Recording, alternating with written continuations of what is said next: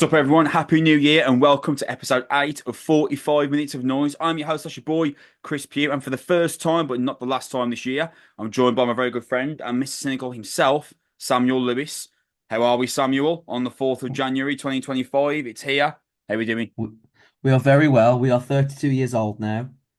Ah, Yeah, rapidly leaving early 30s. Remember that? Remember that fun half an hour? Now no, no, no, hurtling no, no. to Listen, like for the sake of my sanity, the rule has to be that early 30s lasts until you're 35. Please, Sam. if you're 34, are you in your early 34. 30s? 34, Yeah, all right. right. Give me till 34, man, please, Sam. My sanity, I beg you. All right, no problem. So yeah, feel like I'm hurtling towards a different stage of my existence. But other than that, and the fact that I'm a little phlegmy, a little coffee and spluttery, other than that, everything is well over here in St. Louisville. How about yourself, my man? I'm good, man. I'm still in my early 30s because I'm still 31, so everything's everything's fine here. But yeah, I'm Oh, phenomenal, mate. great. I had a tremendous couple of weeks off work. Really looking forward to getting back at it. I'm really looking forward to this show as well. Some really nice stuff we're going to talk about. Yeah, completely agree. Very excited for today. Very Let's excited tell for you about today. that now then. Coming up on today's show, we've got news on new work from Tony Iommi. I'm not telling the full details of that though just yet because I want Sam's natural reaction once I read out the full headline. As well as an upcoming solo project from Jay Weinberg. That's the news. And in terms of album reviews, we've got those coming from The Halo Effect and Tremonti. Before we get into the show, we should tell you how you can support us. The best way to do that is by liking slash subscribing on YouTube or whichever podcast service that you use to watch or listen. You can follow us on X at Noizze Podcast, as well as following the Noise platform in general at Noise UK on X, Instagram, Facebook, and Blue Sky. And you should head for noise.co.uk for all your latest news, album reviews, features, and interviews. Before we begin, a big thank you to friends of the show, Liquid Death, for being our favourite thirst murderers. Sam, I'm still cracking through my severed lime here. How many cans have you got left? How have you still got? I've still got some of the original flavor sparkling water. Mmm, nice. Knocking around, but very little of it left now. Very little of it left. Man, this severed lime. Honestly, Oh, bangs, deliver it to me on my bangs. deathbed. It's easily the best one. That's why I have none left. I started taking them to work. I Oh, was drinking really? like what? Oh, Oh that's yeah, why. That's I why, was you drinking. fool. I was drinking. You fool. Yeah, I was taking it to work and having to explain to people that I wasn't like drinking on the job. Oh, because the can scenario. Yeah, they Oh would yeah, because the ask. can scenario. They would You know, ask. just how else would I maintain my sunny disposition? Without Do like you know a what? kind of tenant super or something. Do you know at the hospital where they're like, okay, there's a priest here. Do you want your last rites? I'd be like, we've got any severed lime first. Give me that liquid death severed lime before I go. Right, let's get going then.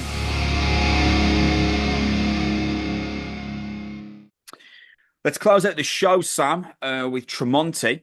The End will show us how. Also out on January 10th via Napalm Records, though, this time. It's the band's sixth full length record and the follow up to 2021's Marching in Time. I feel like, and I kind of put a post out on X yesterday discussing this. I think it's worth opening this with the idea that I think we might take Mark Tremonti for granted, you know. Yeah, We're talking about a guitarist here. He was part of the writing process for two of the most recognizable rock songs of the last 2 decades, Higher and My Sacrifice with Creed. And then he goes on to be a founding member of Alter Bridge, who are arguably one of the most consistent rock bands of the last 2 decades. And people like kind of shout and scream for them to headline Download of the biggest rock festival in Britain. Then he creates a solo project and he's the lead singer and guitarist for that. He's won Best Guitarist awards previously. But I think that someday soon, like Mark Tremonti should receive his flowers, man, in terms of like a wider spread recognition of what it is that he has done for hard rock in the 21st century. Because if I can just relate it to something that if it could relate to something that myself and you have experienced in terms of not appreciating something while we had it, me and you would give anything now to see Let Live. And we could have hmm just seen Let Live at any point for the last, like before they broke up in like 2018, I think we could have just seen Let Live like at any point over the last 10 years prior. And we hmm didn't, and now they're gone. It's like, oh, I can't believe we never saw Let Live. And I'm not saying that Mark Tremonti is going to randomly disappear, but I just feel like he's one of those artists that once he finishes, people are like, God, can you believe how much he achieved? Like, I think he's been part of the writing process for like 18 albums, if you include his Mm. own work. It's absurd. And look at that resume. Creed and Alter Bridge, founding members. It's amazing. And he's done six, including this solo records. I just wanted to take a minute, Sam, to just kind of appreciate what Tremonti's done for hard rock in the last 25 years. Yeah, he's like a generational answer to the sort of Steve Vai, Eddie Van Halen sort of guitar hero generation. But I think he's almost suffered under the fact that we don't actually consider lead guitarists in the same kind of outsized way that we used to. Mm, Um, we don't think about them as these like central points of bands really collectively anymore. Like in the same way that we used to consider like how Slash was really as famous as Axl Rose. Um, and like we had like Angus Young was just as famous as Brian Johnson and Bon Scott. And like when like Tony Iommi being just as key a figure of Sabbath as Ozzy Osbourne was.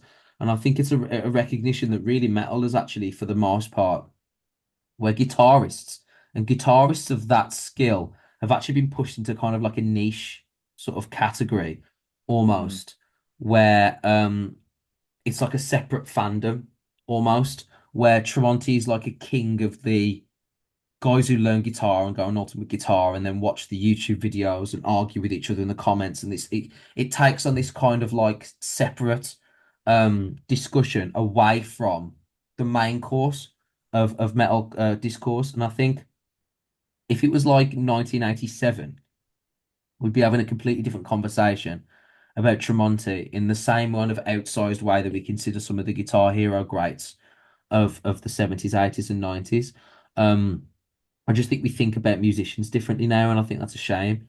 But in terms of his actual achievements, if you step back away from that and take away the why, if you actually just look at the achievements yourself, you're absolutely right. This is as an impressive a CV as any individual guitarist over the last 20 or 30 years. And when you think of great modern guitarists, um, his name is invariably top two, top three of the last decade or 2 decades, especially his work on Alter Bridge. I would suggest Yeah, a band that really like I know that Miles Kennedy is the face of, but it's Tremonti that is really the soul of that from a songwriting yeah. standpoint, and his fingerprints are all over all of their best work. And it's a reminder that I'll be honest as well. Um, if we just take Eric Clapton and put him on the shelf, how many solo guitarists who leave bands and write their own music are like really successful? Like Yeah. Slash, it was all right.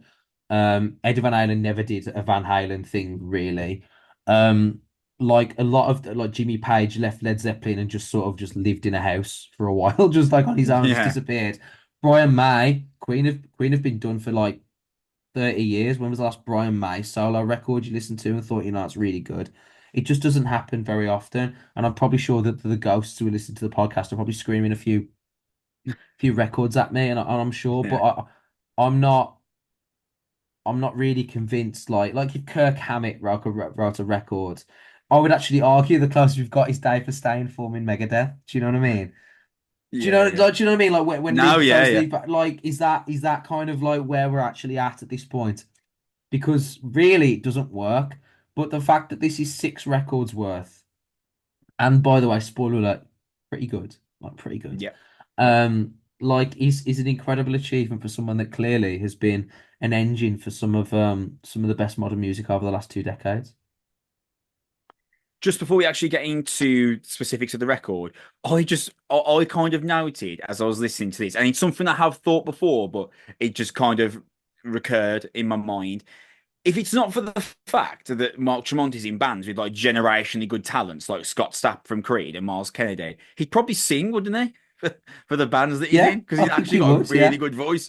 Is it? Yes. And to be fair, there's probably part of him that's glad he can just, he can hand that mantle over to Miles and in Alter Bridge and to Scott in Creed, and or they're both better vocalists than him, and that's fine. I'm sure he thinks that's fine.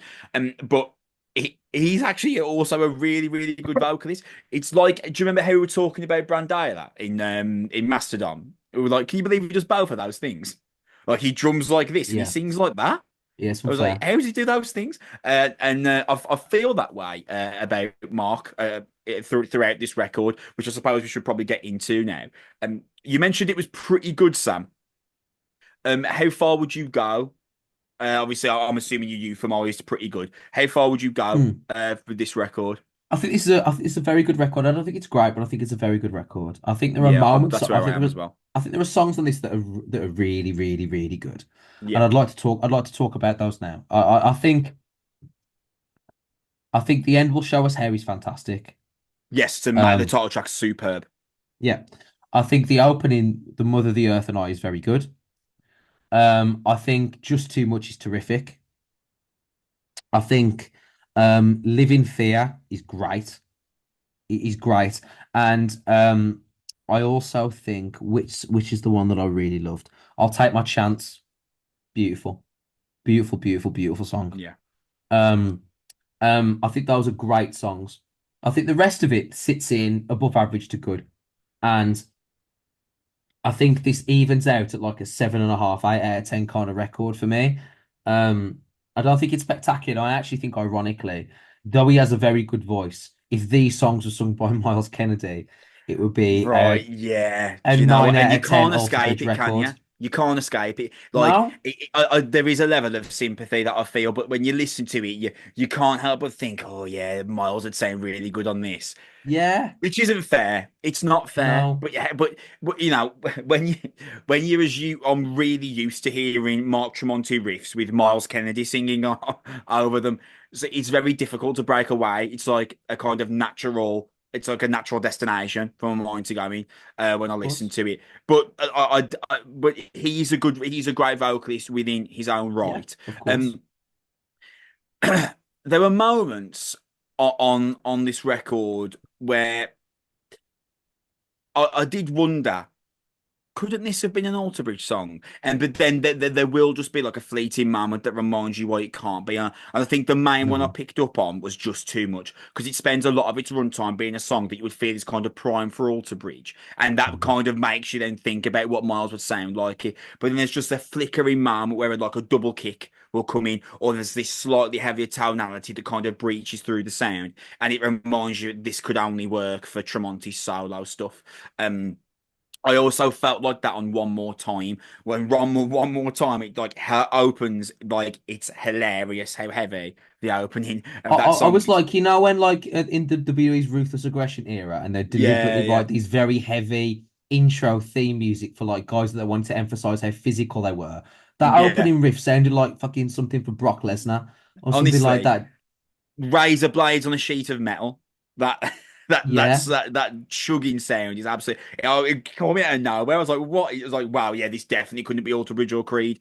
And also on that song, like, there's this really nice build that crescendos into this spiraling guitar solo, and they bring back the chugging riff from the intro to sit behind it. Great touch, sick. Really like One More Yeah. Time. One More Time was where I say the record peaked. It's the second song making it sound like everything else it dives off a cliff, which it doesn't. I just feel like it peaks there for me at One More Time. I thought that was like it was a song where I was like, yeah, this couldn't work for Alter Bridge, and it definitely couldn't work for Creed. This is why Tremonti's done a solo project. It's superb, that song. I also really liked the bottom All right, because okay.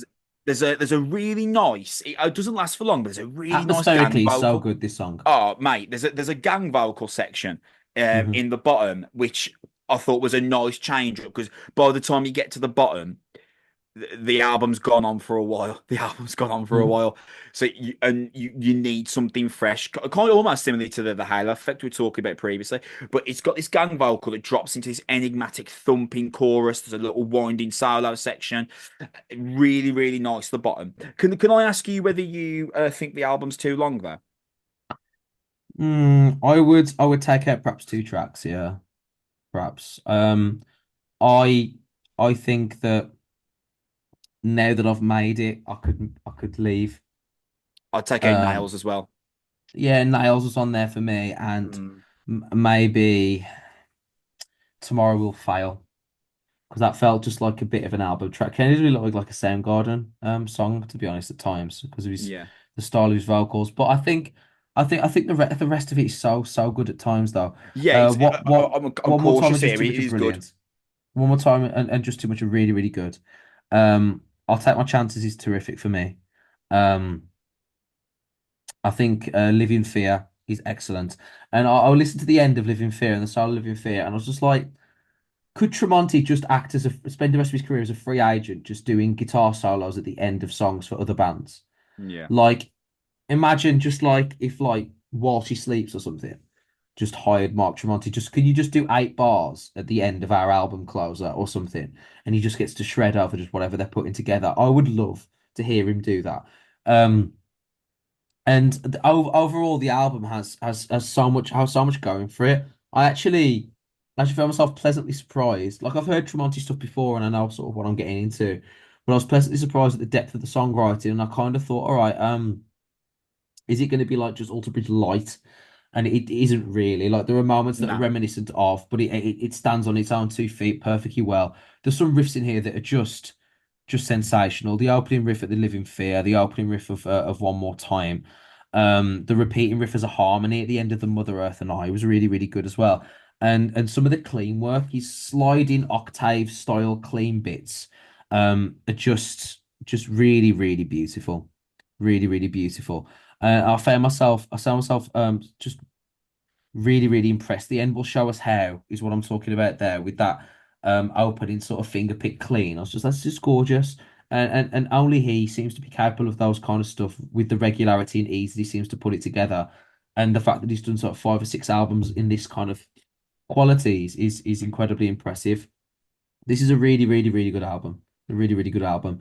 And it was incredibly refreshing to hear it. And I think, aside from our slight complaints, which is a touch too long and boo, I wish Miles Kennedy was on this as well. Um, other than that, it's a very, very good record. It's a very, very good metal record. Hard rock, actually, probably close to the truth. Yeah, close to hard rock, but there's definitely some metal influences, especially Good Lord, especially on One More Time, Jesus. Yeah. I echo those sentiments. I think this is a really, really good record. I was pleasantly surprised when you get to sixth solo album. If I said to you there's going to be six solo Corey Taylor albums, right, that would be concerning, wouldn't it? And do you know what? This is interesting. If I said there were going to be six solo Miles Kennedy albums, I wouldn't be massive on that idea because Yeah. I if heard the you last remember, one. yeah, we reviewed Miles Kennedy's solo album. We said, I mean, he's obviously Miles Kennedy's really talented, isn't he? But these songs aren't great. How So about 6 Danny Warsnop solo records, Chris? honestly, well, yeah, we should end this podcast now. Um, oh, this is another great piece of work on one of the great guitarists of the last 25 years. We're lucky to have him, and I think that if you think about it within that sense, compare it to six slash solo albums, compare it to six Miles Kennedy solo albums, compare it to six Corey Taylor solo albums, and so on. I think you can look then with a wider perspective of what it is we're actually looking at here, which is one of the greats of the last 25 years doing another piece of great work. Mark Tremonti, man, give him his flowers. Absolutely, and as well. So shout to the 2 records we reviewed. There is always time for guitar solos and guitar-led music, man. Did you There is hear that, always guys? time. Did you? Did you hear Yeah, that, everyone?